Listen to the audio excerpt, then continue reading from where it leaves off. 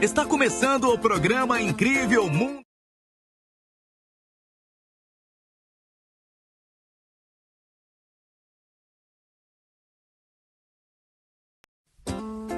Está começando o programa Incrível Mundo das Evidências. Aqui você fica sabendo as últimas novidades de saúde, aprende e se diverte. Apresentação: Professor Arnildo Corb e acadêmicos. O programa é de iniciativa do Grupo de Pesquisa Ambiente e Desenvolvimento em Saúde Humana. 5, 4, 3, 2, 1. O Incrível Mundo das Evidências.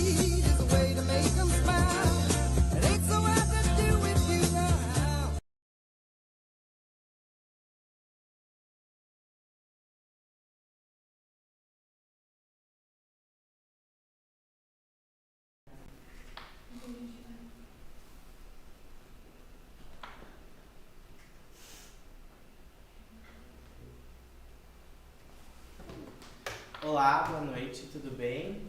Eu me chamo Lucas. Eu me chamo Maria Eduarda. E nós somos representantes do Centro Acadêmico de Enfermagem aqui da UDESC.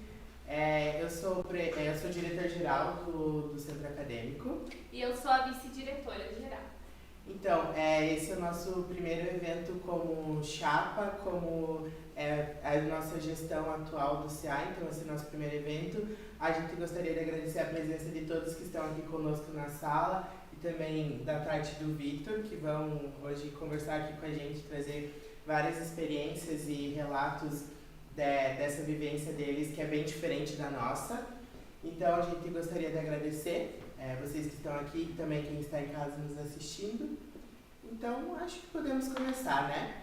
Podem deixar as suas dúvidas também no chat durante na rádio mesmo, que a gente vai respondendo conforme conseguimos. E quem tiver dúvida que está aqui também, tiver perguntas, anotem, enfim, lembrem, para depois a gente conseguir abrir esse espaço para debater essas dúvidas e perguntas de vocês.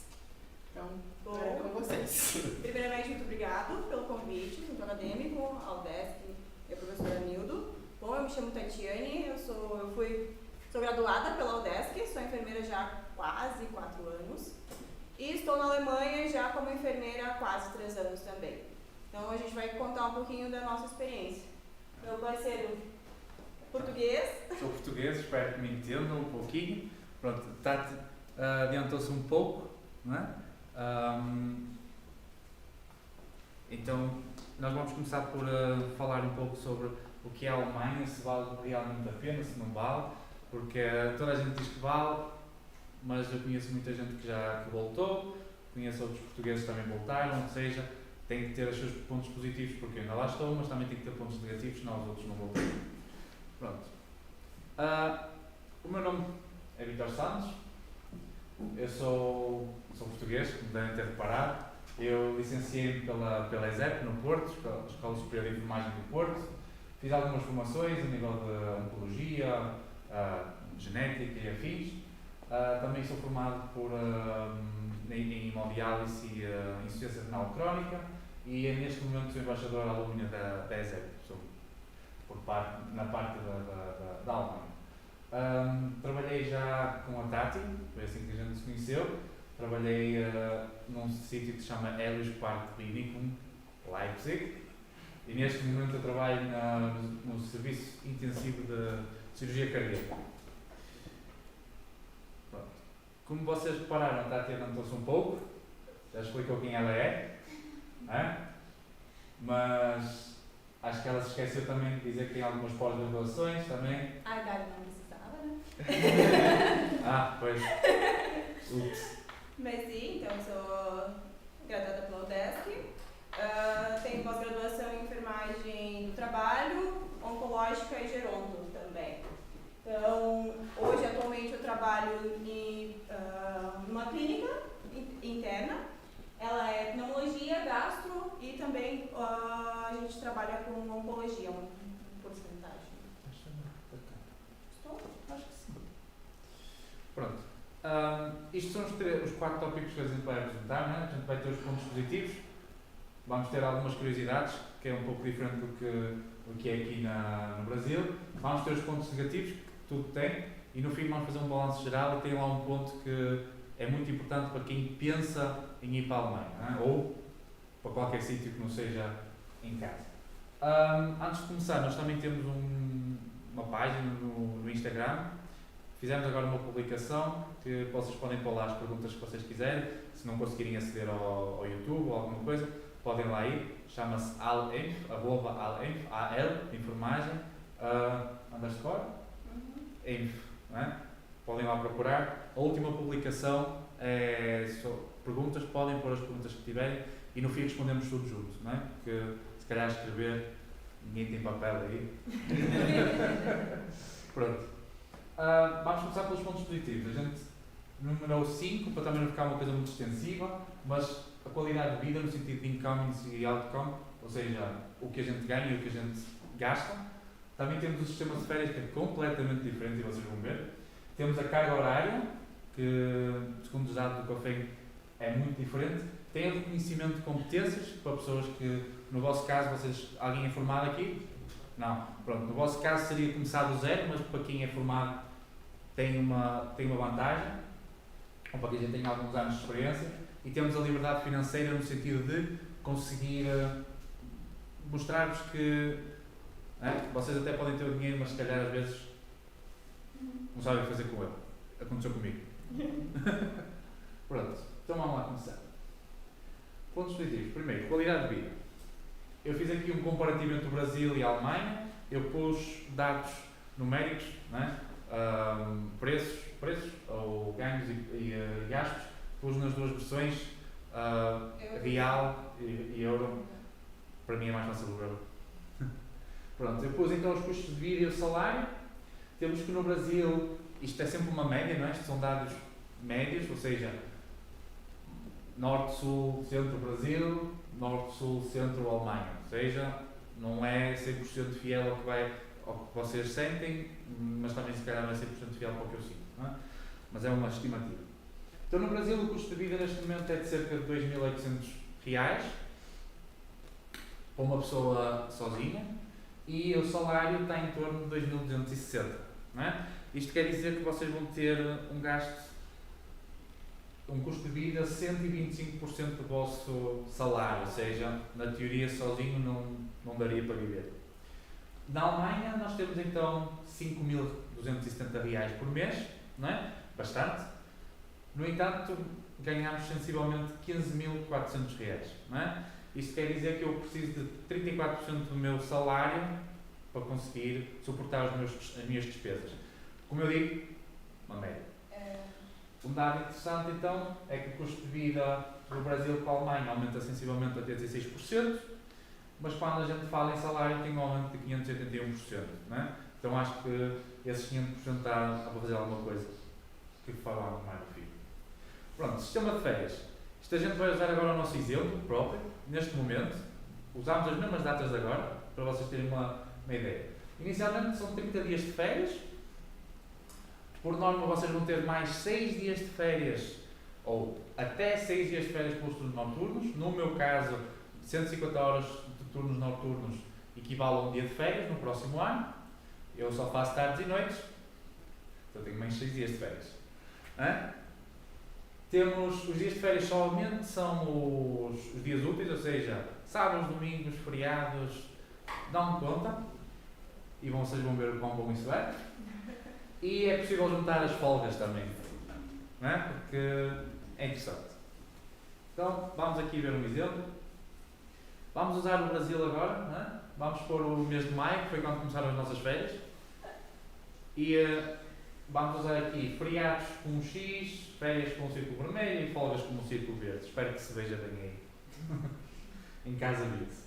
Pronto, isto é o calendário da Alemanha, não é? Não usei o calendário do Brasil porque é um pouco diferente, mas tem ali uns feriados interessantes, não é?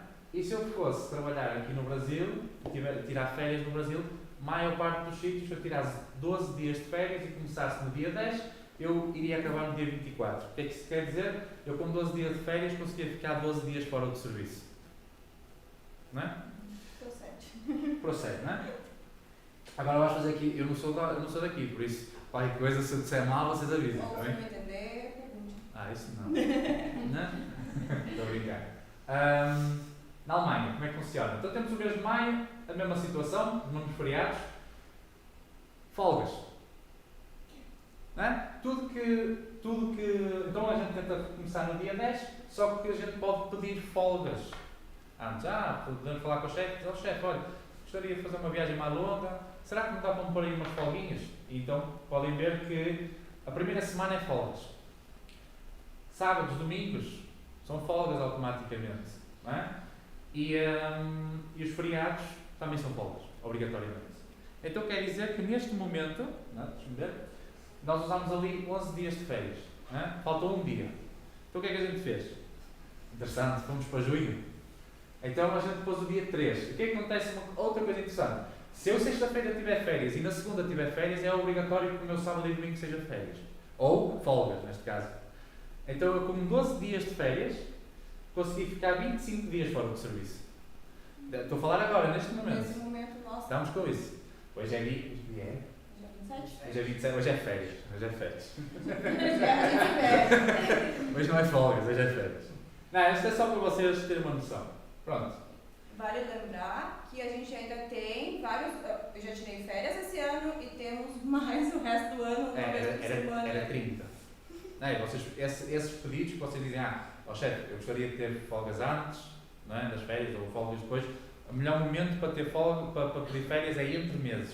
Porque assim vocês pedem as folgas do mês de maio e depois pedem folgas no mês de junho. Então conseguem ali mais uns dias. Vocês imaginam, eu quero fazer uma viagem de 4 dias a algum lado. Lá não é o Brasil, é pequenino. Dá para fazer umas viagens feitas por 4 dias. Vocês conseguem pedir, eu gostava sexta, sábado, domingo e segunda. E maioritariamente das vezes isso acontece. Carga horária. Isto do Brasil foi retirado dos dados do COFEM.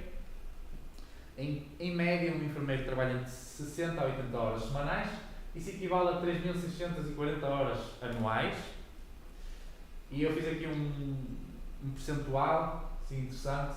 42% do dia, do ano, digamos assim, com um ano 24 horas por dia de trabalho, mas se a gente considerar que a gente tem que dormir, não é? 6 horas, quer dizer que a gente tem que passar 55% do nosso ano a trabalhar, a parte acordada, a dormir não conta.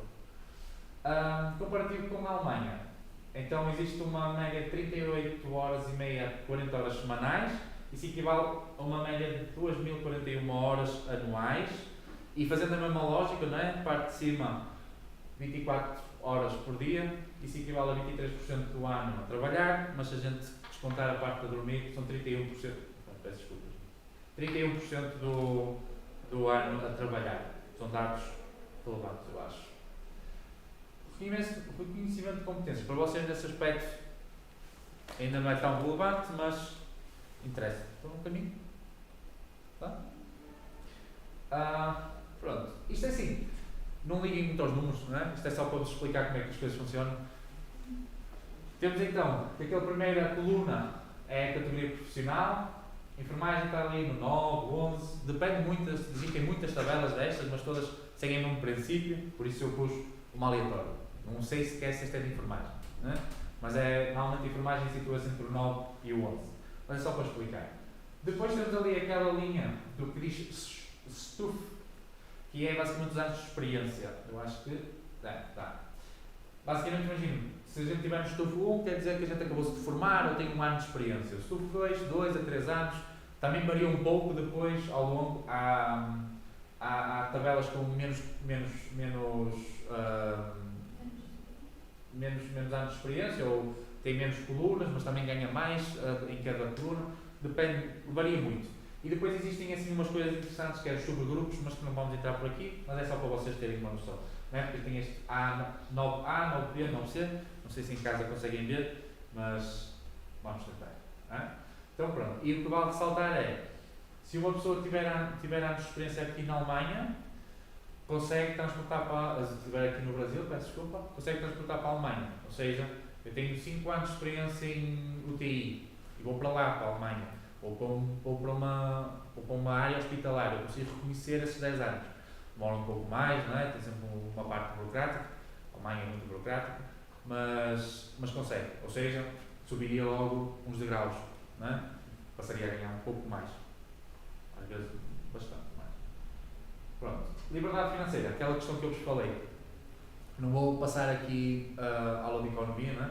Mas acho que é uma coisa interessante porque aconteceu comigo quando cheguei, porque em Portugal também se ganha pouco, não sei, muita gente acha que se ganha bem, não ganha. Então eu vou-vos dizer basicamente o que aconteceu comigo também, foi cheguei, tinha o dinheiro e agora o que eu faço com ele, não é? Então vamos pôr aqui eu e a Tati, somos 2 pessoas. Deixa eu ouvir um timer.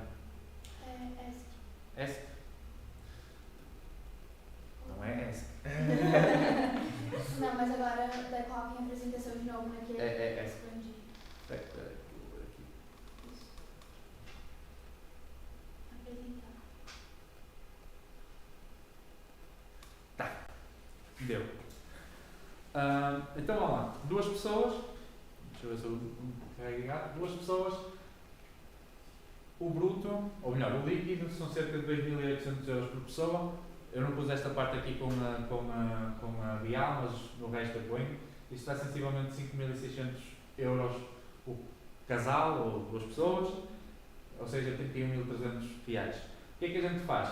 Vai 30% para despesas, mais ou menos, porque as despesas são. O salário varia um pouco conforme os turnos. Se eu fizer mais noites ganho mais, se fizer menos noites ganho menos.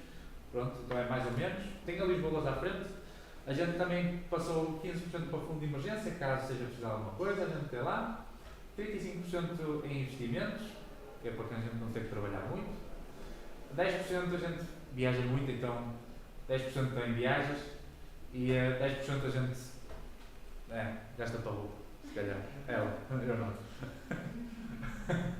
E pronto, uma coisa interessante que a gente fez foi, a gente já viajou bastante sítio, não é? Já fomos a Cancún. Ao total foram, Eu gostei até hoje, nesses 3 anos, foram 11 países. Foi? E várias vezes, bom, no Brasil já é a 3ª vez que eu venho. E já foste E já fui várias vezes a Portugal, Itália. Sim. Então dá pra dar uma passeadinha. Aquilo foi ontem. Isso, nós estamos em Balneário. Foi ontem. Pronto, acho que é Israel. Não. Tem E a Alemanha também, lá tem alguns sítios bonitos. Aquilo é praia, caso vocês não saibam, não é? Praia! Pronto. Agora a Tati vai apresentar aqui as curiosidades. Bom, curiosidades. Na Alemanha existe uma coisa chamada K.O.Tag. A gente já vai explicar um pouquinho. Também sobre greves. A gente tem greve aqui também. Mas quantas vezes já ouviram falar que enfermeiro fez greve no Brasil? Nunca, né? Porque a gente corre o risco de ser demitido. E também, então, o tempo máximo de trabalho diário. Bom, vamos lá. Curiosidades. K.O.Tag. O que é o K.O.Tag? Então, o K.O.Tag, ele é um dia, digamos assim, eu acordo e eu tenho febre e não consegui ir ao médico. Você não tem a necessidade de ter atestado médico. Então você liga pro hospital, liga para a clínica e diz assim, olha, infelizmente eu estou doente, hoje eu não vou comparecer ao trabalho. Ok, eu não sou demitida, não vai ser descontado do meu trabalho isso. Então é considerado dia de trabalho, mas a partir do 3º dia você tem que ter um atestado médico ou retornar ao trabalho. Então.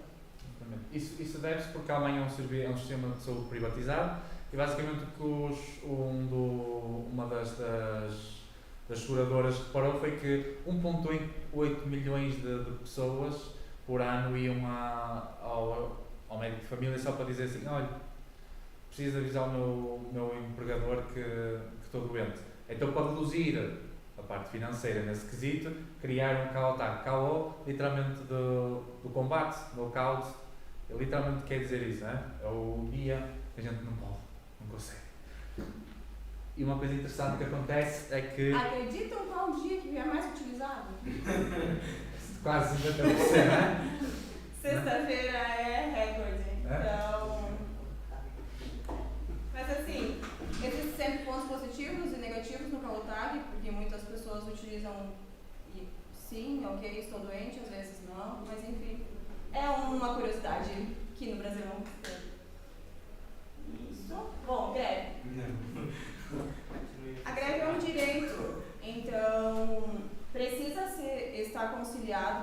ser uma greve legal. A partir do momento que é uma greve legal, considerada pelo Estado, o enfermeiro ou qualquer cidadão empregado pode estar participando. Há pouco mais de 2 meses eu participei de uma greve lá, então foi quase todo o meu hospital, paralisou, a gente só atendia casos de emergência e a greve se manteve. Então a gente conseguiu um aumento de quase 12% de salário. Então foi...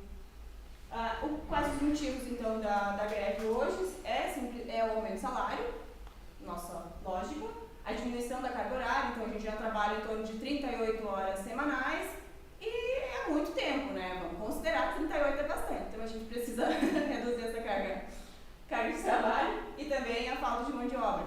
Hoje a carência de mão de obra, assim, total, é de 1,8 milhões de pessoas. Então a Alemanha precisa muito de mão de obra. Sim.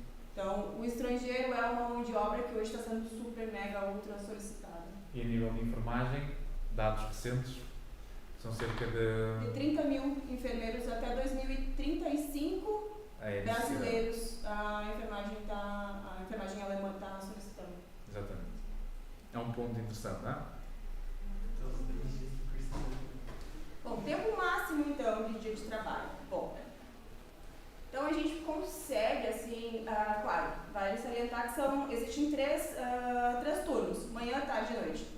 Como enfermeiro, você precisa fazer todos os turnos.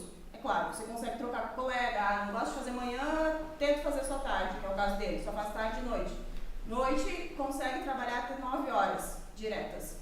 A partir daí, precisa ter um dia de folga e posterior trabalhar. Então, nunca vai ter, digamos, fazer 24 horas seguidas. Isso não existe no trabalho da Alemanha. É proibido, então, fazer 2 turnos. Faltou pessoal no turno, estou fazendo manhã, faltou pessoal à tarde, eu não fico para cobrir o meu grupo, o meu turno. Eu vou embora. O pessoal que veio à tarde vai suprir, vai procurar o pessoal de outro setor, ou enfim, e vai ter que suprir as necessidades, mas você não faz 2 turnos seguidos. E então, do número mínimo de carga de horas, em si é em torno de 8 horas. Então você precisa ter um intervalo mínimo de 8 horas de descanso. 10 horas. 10 porque é uma para ir para casa, outra para voltar. Tá. Então são 10 horas. Então, 10 horas você pode estar retornando. Digamos que eu troquei com uma colega, aconteceu alguma coisa, eu fiz manhã hoje, eu posso estar retornando 10 horas depois, para fazer outro turno. Mas não no mesmo dia. Mas não no mesmo dia. Não fazer manhã e depois voltar para fazer à noite. Isso não pode. Negativos. Bom, pontos negativos. Nem sempre tem pontos positivos, como também negativos. Os mais complicados, assim, na minha percepção, é o idioma. Aprender qualquer outro idioma não é fácil. Nós não temos a aptidão, desde criança a gente não nasce já, como tem outros países que já falam 3, 4 línguas maternas. Não, a gente fala o português, arranha um pouquinho. E depois, talvez, aprende um pouquinho de inglês e assim sucessivamente. Então, o alemão é um dos pontos difíceis, mas supera, porque hoje são 5 anos que ele está lá também. A gente não falava absolutamente nada e hoje já somos chefes muitas vezes de turno. Distância familiar, então, também. Bom, hoje eu vivo em torno de 12 mil quilômetros de distância dos meus pais. É difícil, mas todo santo dia eu converso com eles. Então a gente tem internet, tem contato diário. Então é uma barreira aí e eu procuro a cada 6 meses estar vindo para o Brasil. E assim, inverno para mim é difícil. Então é um dos pontos difíceis da Alemanha. Porque varia em torno de... Já vamos ver. Isso. Eu já fui adiantando. Tu gostas muito de chegar para a frente. Bom, idioma, então... Tu aprendeu alemão lá, então? A Eu tua família não é de descendência? Não, minha família é totalmente italiana. Então eu aprendi o alemão aqui, comecei o curso aqui e posterior foi na Alemanha. E no trabalho já? Sim.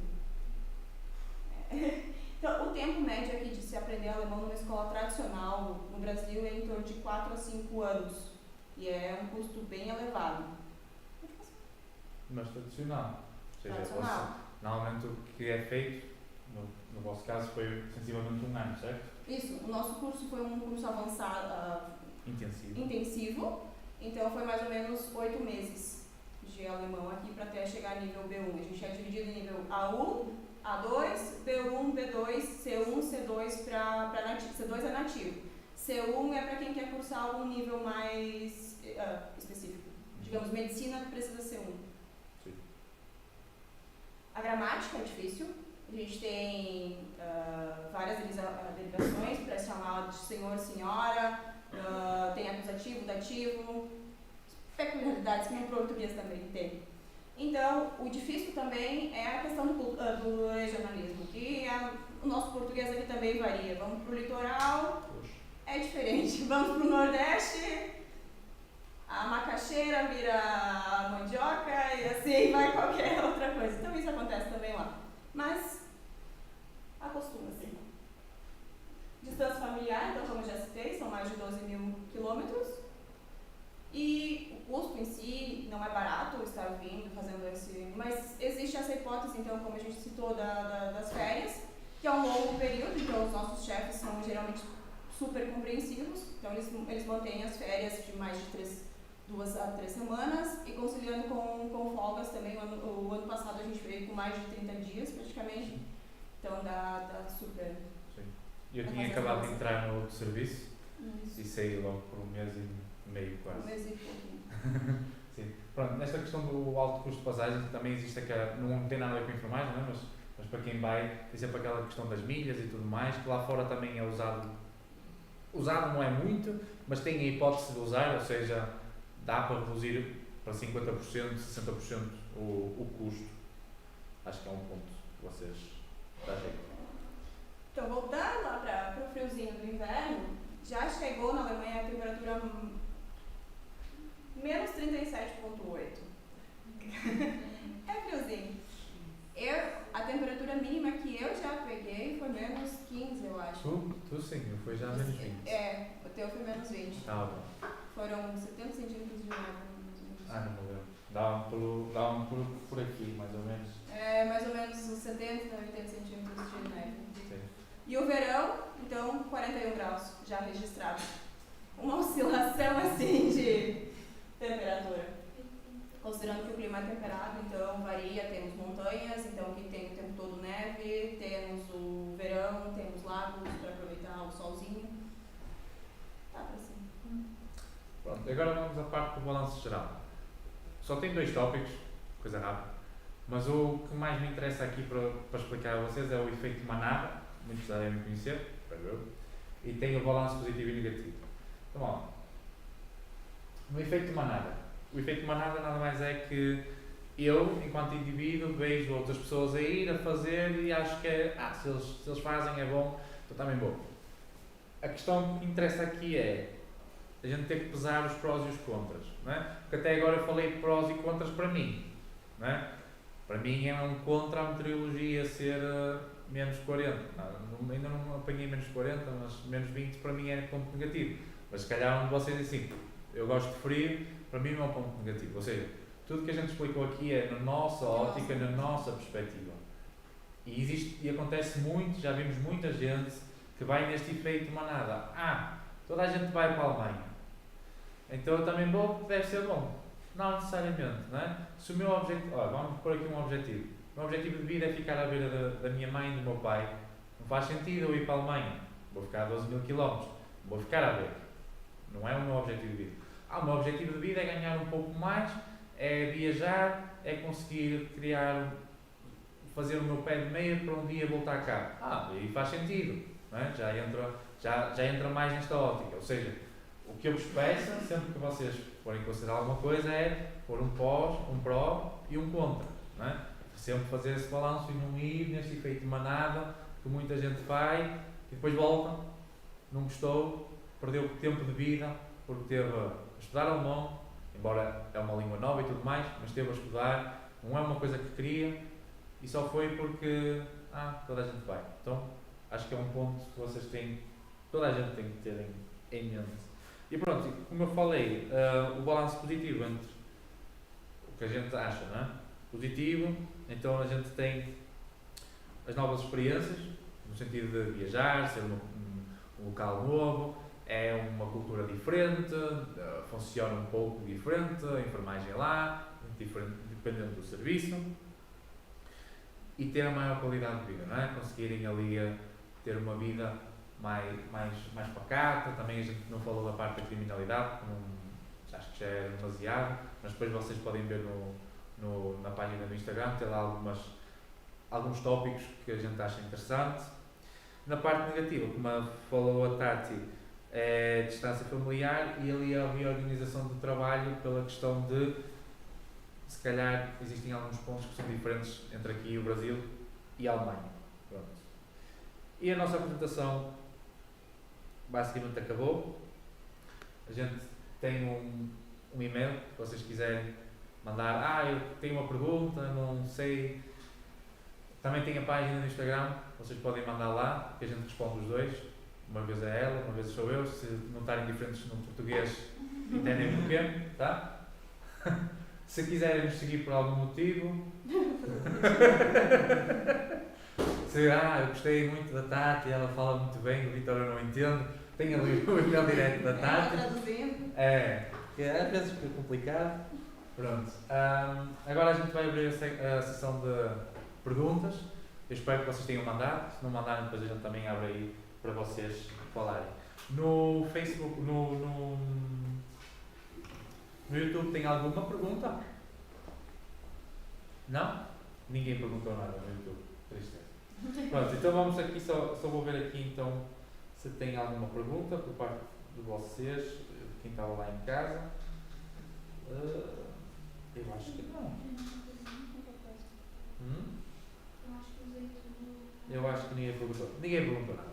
Alguém tem alguma pergunta para fazer? Primeiramente, eu acho que queria agradecer, claro, né, por vocês terem vindo. Foi incrível. Tô louca pra ir pra Alemanha, mas né, então instiga um pouco na gente essa vontade de conhecer, né? E eu queria ver um pouco, então, como é que você, Cristiane, como brasileira, né? Como é que foi lá, assim, como é que tu conseguiu ver qual a diferença, o impacto de ver a diferença como trata a enfermagem no Brasil e lá na Alemanha, né? E o que te fez, né, então, escolher ficar lá? Olha, obrigada pela pergunta. Então, a enfermagem lá, ela é um pouquinho diferente no sentido que nós temos um auxiliar, não temos o técnico de enfermagem. Então, o enfermeiro lá, ele faz absolutamente tudo, que é tudo.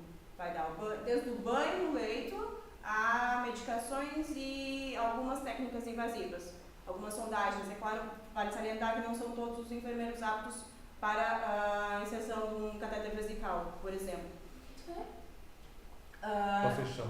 Isso. Então, o curso de enfermagem brasileiro é considerado apto. Então, por norma, o médico vai assinar um termo e vocês são licenciados a estar praticando a técnica.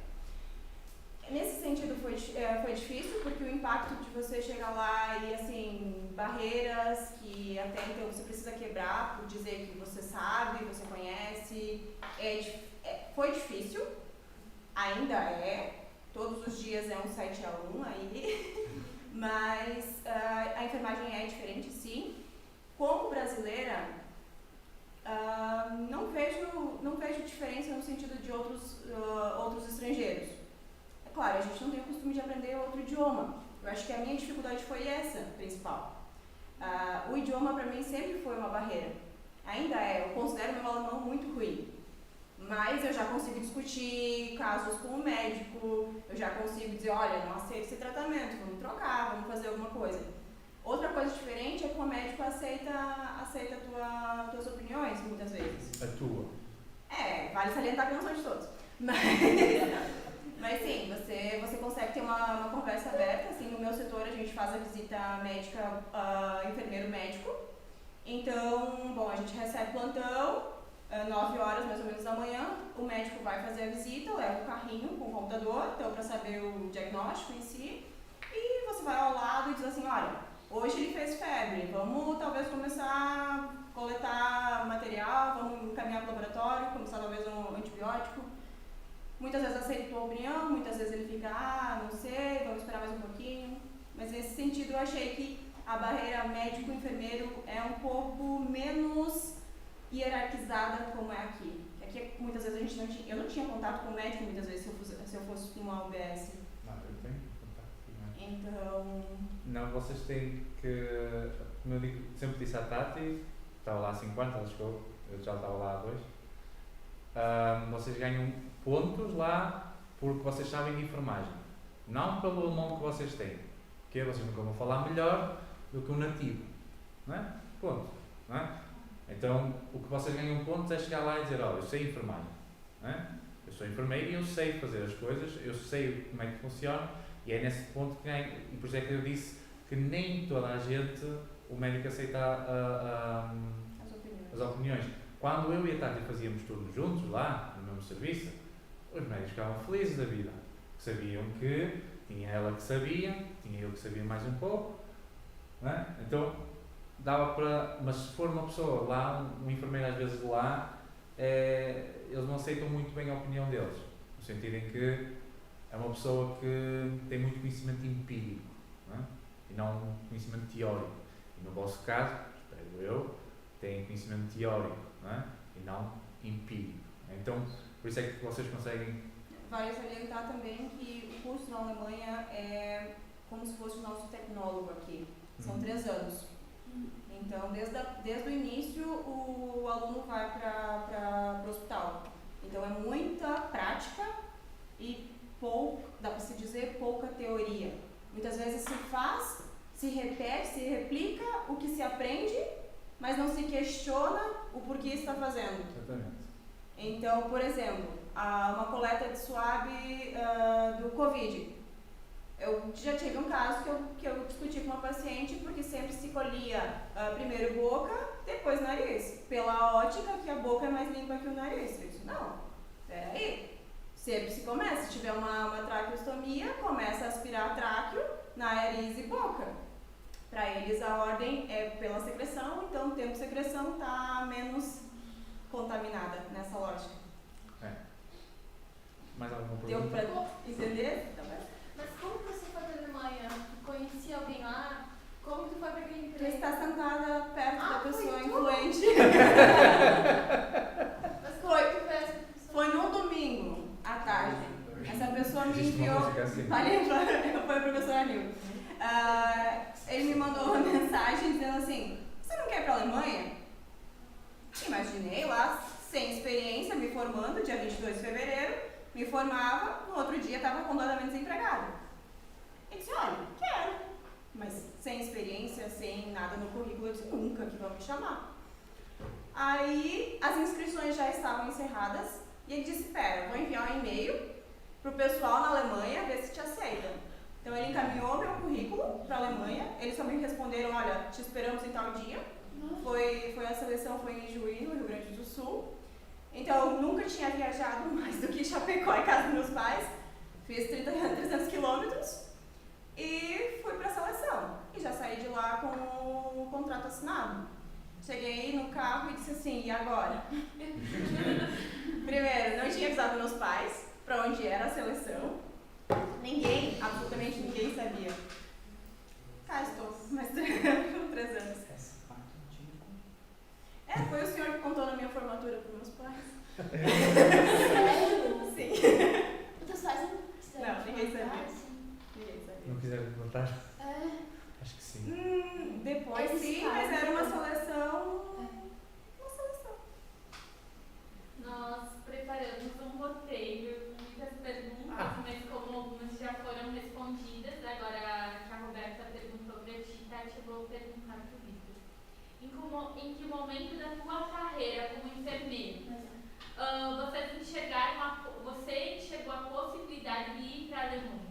Olha, se tu reparares, o meu currículo de trabalho foi quase é todo na Alemanha, não é? Estive em Portugal, não sei o quê, fiz os estágios e no meu último estágio já sabia que ia passar, não sei como está a sair entretanto, mas já sabia que ia passar. E lá na ESEP faz uma semana de empregabilidade. Uma semana em que vai lá toda a gente, vai Alemanha, vai Inglaterra, não sei o que mais, e fazem entrevistas, não é? Se quiserem. E eu estava com um colega meu e disse, olha, podemos ver outros horizontes. Fomos, subimos, entretanto no elevador encontramos mais uma colega nossa, era tudo, eu sou o Vitor Santos, era tudo Santos, fomos lá e tivemos a entrevista. Ela deu-nos várias opções, deu-nos a opção de Munique, deu-nos a opção de Berlim, deu-nos a opção de Leipzig. Nós falámos entre nós, decidimos ir, só que nós estávamos a prever ficar 1, 2 anos para conhecer. Era o nosso objetivo naquele momento, era esse. E nesse aspecto, e fazer o nosso pezinho de meio, não sei o que mais. E nesse quesito, Leipzig seria o melhor preço, custo a curto prazo. E então a gente iniciou todo esse trabalho, o nosso grupo foi o primeiro grupo, ou seja, foi um grupo muito experimental, então, daquele hospital, foi um grupo muito experimental, então nós tivemos 2 meses de aulas apenas, para chegar ao nível B1, é pouco. Depois chegámos lá, não tínhamos tanto nível linguístico, como era suposto, porque a gente não tem que fazer prova. Quem vem do Brasil é obrigatório fazer prova B1 para chegar lá, certo? B1? Sim. Não quero dizer asneira. É preciso B1, mas como eu sou da União Europeia, não precisa. Então chegámos lá com um nível muito abaixo. Foi complicado. Eu cheguei lá a dizer bom dia e o quê? Não é? Quando as pessoas me perguntavam o quê? Não é? Mas hoje, como a Tati disse, no serviço dela, eu fazia de chefe, eu ia para qualquer serviço que eu fosse, eu fazia muito o sprint, que é ir para outros serviços trabalhar. Qualquer pessoa me conhece naquele serviço, naquele hospital, toda a gente gosta que eu trabalhe com eles, porque sou chato, mas é chato no sentido de fazer as coisas direitas, mas tento sempre o mais possível fazer o ambiente ficar leve, seja em português, seja em alemão. E o que eu digo em português, digo em alemão. É aquela coisa, lá há 5 anos falo mal no sentido de gramática, essa parte da declinação, porque, como eu digo, as minhas bases foram, como a minha e dos outros 7 colegas, foram muito rudimentares, então eu falo bem fluente, mas não, eu falo fluente, toda a gente entende o que eu digo, mas se a gente for palavra por palavra tentar entender se está a palavra certa, às vezes não está. Exatamente. Então, toda a gente diz que eu falo muito rápido, alemão, e eu falo, certo? Falo muito fluido, mas nem vou dizer a expressão que eu costumo dizer, digo no fim. Digo no fim, mas sabe qual é? Sabe qual é?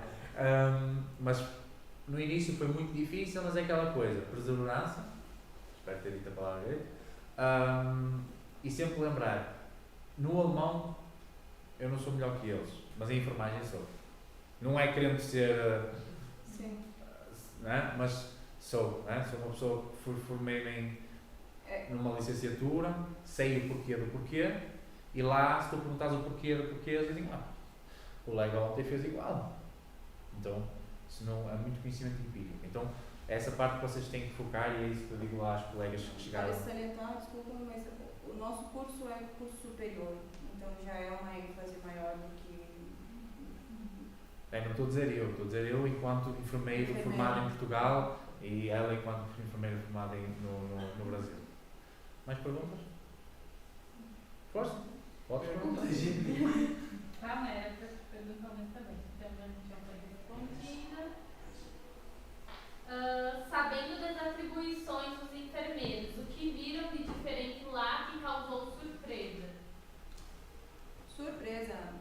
Eu acho que, levando em consideração a enfermagem no Brasil, porque a enfermagem em Portugal também o técnico, não existe o técnico em si. Não. Então o enfermeiro lá também faz tudo. E também faz as competências que a gente faz aqui no Brasil. Sondagem, medicação, enfim. Então a diferença gritante lá foi que o enfermeiro faz absolutamente tudo, desde o banho no leito a sondagem, a medicação invasiva. Então, toda a área, a gente pega a área técnica aqui no Brasil, juntamente com a área de enfermagem. Só a parte burocrática a gente tem a parte de sistema, tem toda a parte de documentação, mas nós temos uma chefe que faz a parte burocrática nível setor. Não é como a gente, que é só um enfermeiro num setor, responsável por absolutamente tudo. Aquela questão também uma parte que chocou, no sentido, depois entendi porquê, e vai de encontro ao que eu falei há pouco, mas a questão de nem todos os enfermeiros ser permitido fazer uma sondagem, um acesso, não é? Existem poucos enfermeiros que podem fazer transfusões, eu não sei se aqui fazem, mas em Portugal é enfermeiro que faz, lá não pode ser enfermeiro a fazer. Mas lá não, porquê? Porque vou sempre entrar naquela ótica de conhecimento empírico versus conhecimento teórico, mas é a base, não é? O que mais choca é isso, é a falta de conhecimento lá e aquela falta de querer saber mais, não é? Porque eu sei de enfermagem da ESEP, mas eu não sabia tudo, nem sei agora, mas sempre que tenho alguma coisa nova, tentar saber. Lá não, lá tu tens uma pessoa com 40 anos de casa e ela, olha, mas saiu uma coisa nova, faço assim há 40 anos, vou continuar a fazer, independentemente do que tu disseres e do artigo que metes à frente ou de chamares o Papa, não vai mudar. Essa parte foi o que mais me chocou e ainda choca. E foi por isso que eu saí do serviço onde estava à tarde e fui para um serviço de UTI, lá o pessoal tem mais essa vertente de querer saber mais, porque tem que fazer um curso extra. Claro.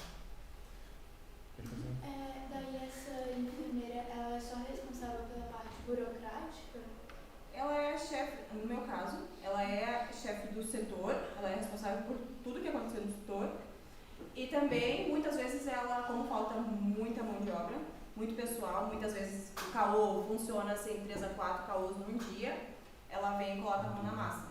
Ela dá banho, ela começa a medicar, ela assume pacientes tanto quanto o enfermeiro.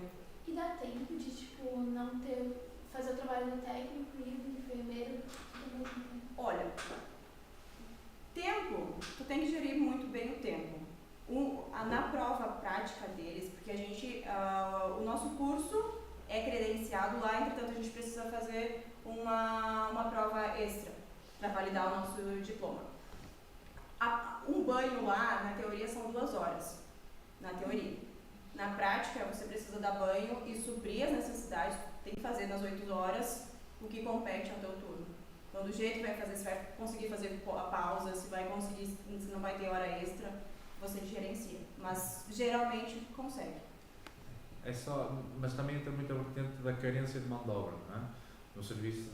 No meu serviço, por exemplo, a minha equipa é sensivelmente de 80 pessoas e mesmo assim nós estamos em falta de cerca de 20 e tal pessoas. Ou seja, ainda falta mão de obra. Estamos a falar de uma equipa muito grande. Eu às vezes vejo o meu colega no mês seguinte.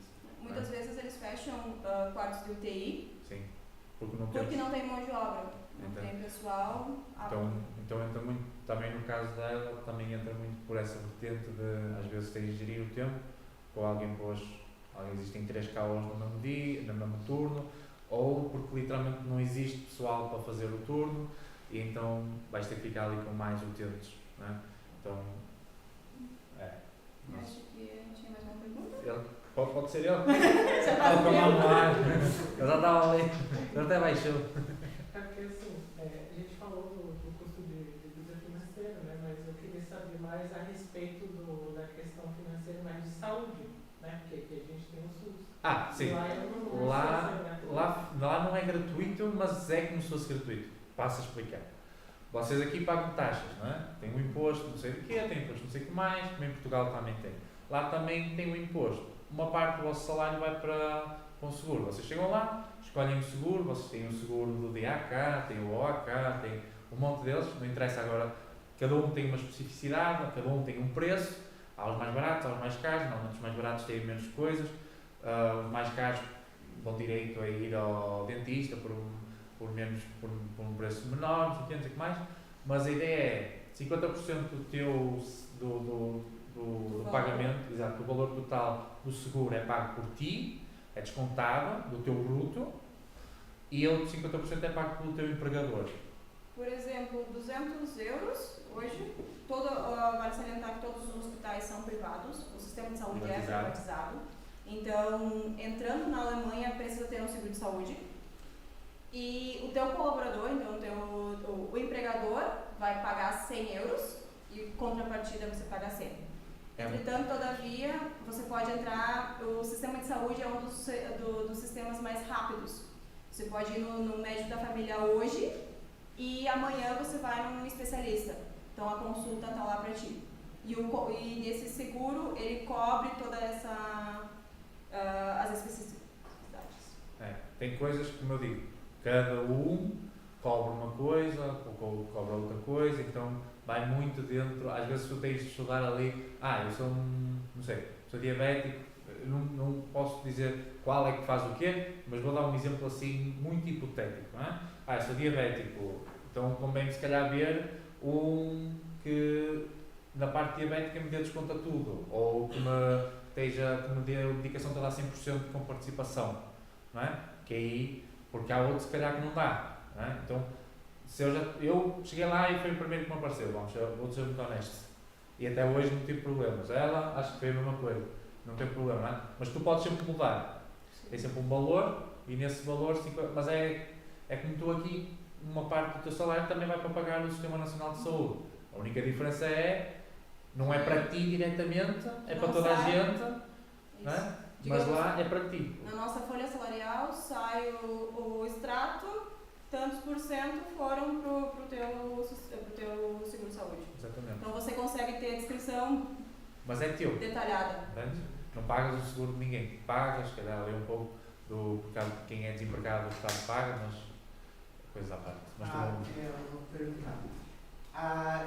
O que vocês dariam assim de dica, por exemplo, para quem que pensa em ir para a Alemanha, ou enfim, sair do Brasil, principalmente, ou enfim, que não quer ficar no país que se formou, digamos assim, o que vocês fariam hoje em dia, se vocês de fato fosse um objetivo de vocês, se vocês almejassem isso, tipo, me formei, agora vou sair, o que vocês trabalhariam dentro da graduação e a gestão de vida pessoal, tanto financeira, o que vocês fariam de diferente do que vocês fizeram?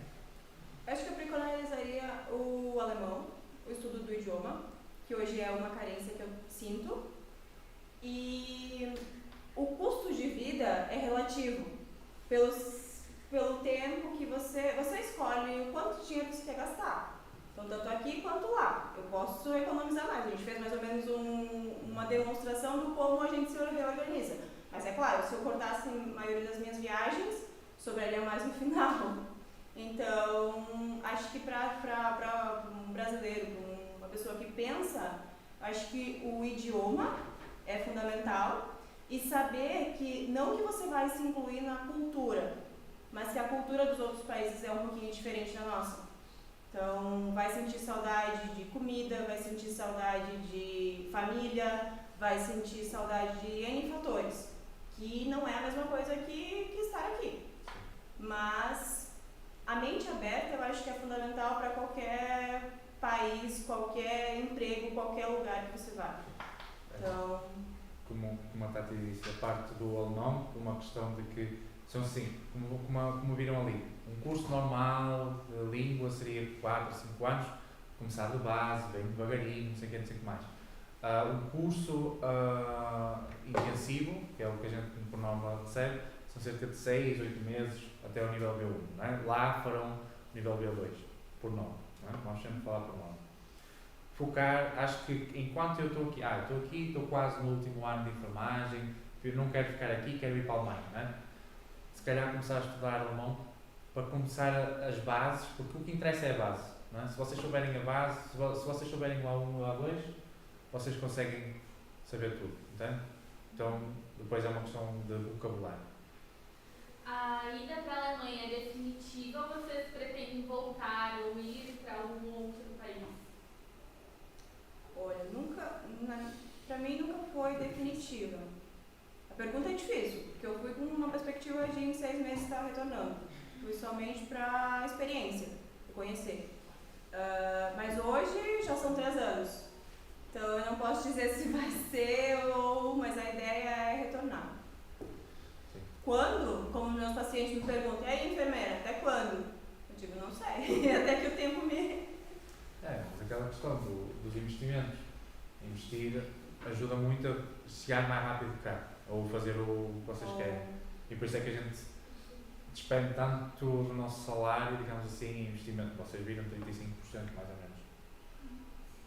Entre o processo de documentação, adaptação e admissão no trabalho, levou em média quanto tempo? Mais ou menos 1 ano.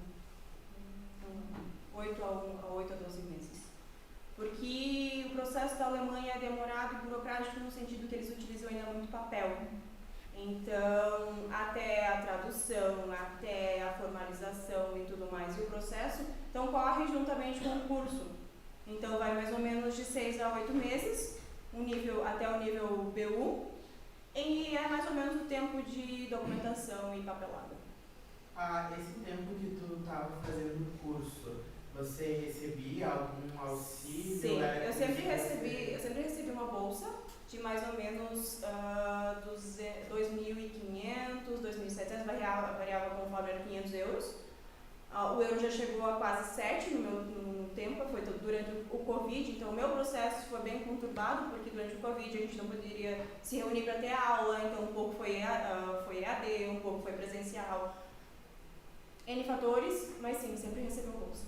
Sempre teve suporte do hospital fora. Daí, caso esse processo admissional não aconteça, que tu reprove afins. Eles cortam-se relação. Mas todo o processo vai do seu desempenho e interesse de estar adentrando. Vale salientar também que na Alemanha, no início, até a prova de validação é considerado auxiliar. Você pode trabalhar tanto quanto, mas vai receber um salário um pouquinho menor, porque ainda não é registrado como enfermeiro. Mas, a partir do momento, hoje nós somos em torno de 70 brasileiros entre o Parque Clínico e o Heart Center. Então, eles já estão no processo, estão fazendo agora em setembro, fazem a prova. Então, foi mais ou menos 7 meses entre o B1 ao reconhecimento. É um processo lento, mas isso é cada um... Não esquecendo que tem vários fatores. Tem a língua, vocês não fazem várias coisas. Vocês têm a língua, vocês vão fazer nesse ano, vão fazer uma prova, vão estudar enfermagem outra vez, entre aspas, na parte de enfermagem no sentido alemão, e ainda vão fazer a prova do B2, ou seja, é bastante tempo. Uma pergunta? Bom, então a gente agradece pelo convite. Eu também agradeço. Espero que me tenham entendido. E ficamos, então, podem estar nos contactando. Sim. E qualquer coisa, qualquer dúvida também, estamos online. Sim, vocês podem... Estamos a 12 mil quilômetros, voltamos domingo, mas... Qualquer coisa que vocês façam, vocês podem nos contactar. É só ver, a gente vai deixar um pouco mais aí. A gente preparou uma lembrancinha quanto centro acadêmico e também a secretaria da UDESC e agradecer também a disponibilidade de vocês. Tudo que trouxeram para nós foi uma noite muito proveitosa. Obrigada. Também a gente gostaria de agradecer ao professor, né, por toda essa disponibilidade. O Thiago também, que comandou aí muito bem. Quem está de casa agradece bastante o Thiago, que foi ele que estava ali. Então, a gente gostaria de agradecer em nome também da universidade de vocês por esse tempo que vocês disponibilizaram nas férias, não sei mais. Hoje é férias, tá? No começo foram só folgas. Obrigada. Obrigada. E vocês?